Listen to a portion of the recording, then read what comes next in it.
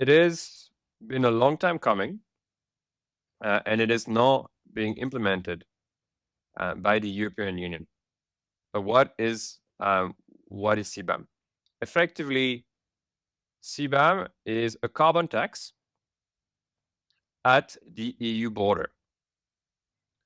It means that any good that is covered by CBAM that would be exported from South Africa or any country around the world to the EU, and that hasn't been subjected to a carbon tax or a carbon price in its country of origin would be then taxed at the border like European companies. So it is essentially a measure that aims to level the playing field between European companies and companies in the rest of the world. So it is there to effectively protect European companies that have to pay a carbon price in the EU and ensure that companies in other countries subject to the same carbon price when they want to enter the European Union market. It is important to put this development in a broader context. CBAM is really, in my mind, the tree that hides the forest in multiple ways. The first thing is that the EU is the pioneer in that particular field. The Union is the first to introduce such a measure, but many other countries are now looking at introducing similar measures.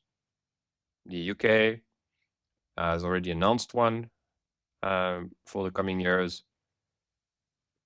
Canada, US, Japan, Australia, and others are looking at their own CBAM. And you will have noticed in the list that I've just given, these are all countries from the global north, who are looking at that.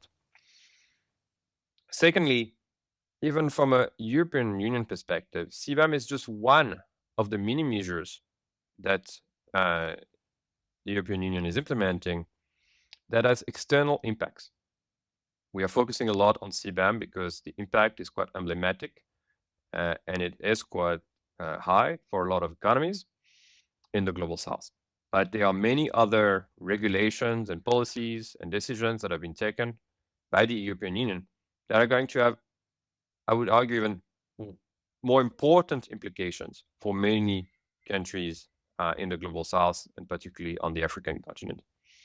We have regulations around agriculture called the farm to fork strategy.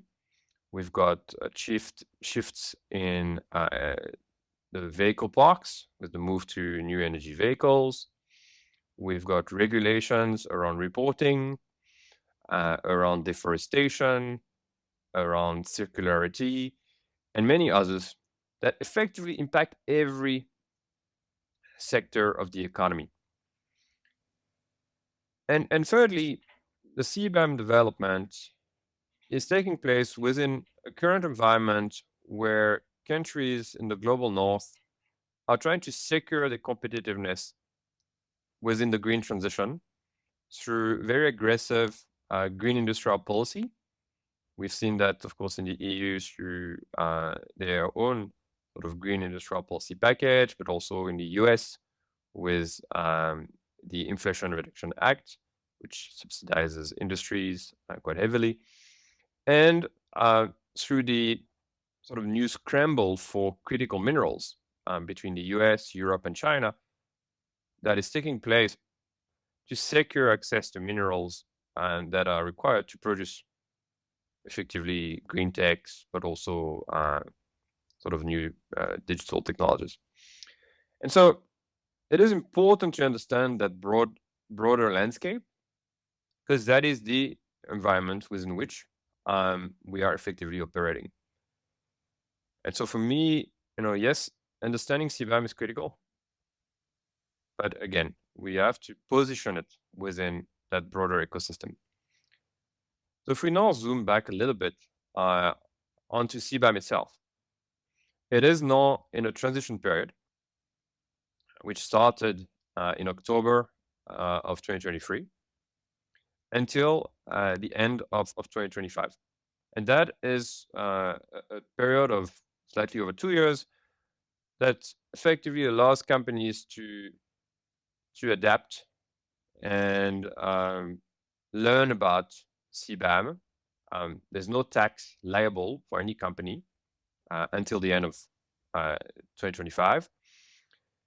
And from 2026 onwards, and the actual carbon price at the border will start to be implemented and phased in gradually over a period of time where it will increase on a yearly basis to reach effectively full capacity, full on price in 2034.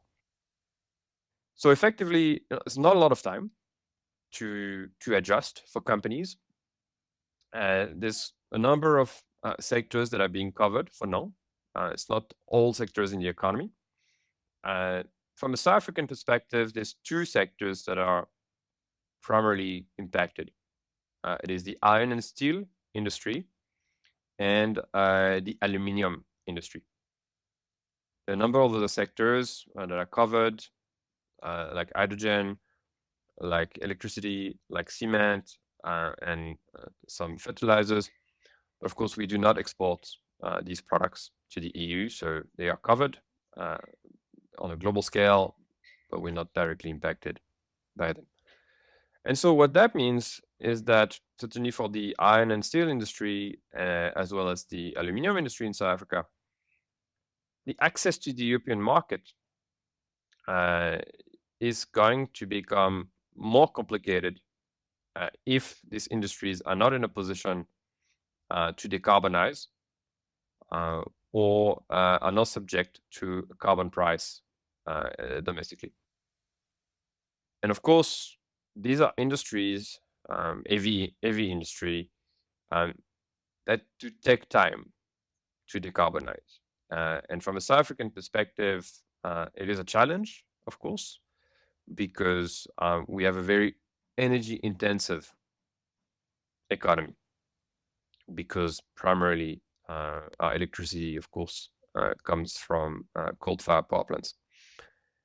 And so there is now a window for us to ensure that the impacted industries ideally decarbonize, but also that we have strategies to respond and adapt to the EU CBAM, but importantly, to the broader environment as well that I described earlier.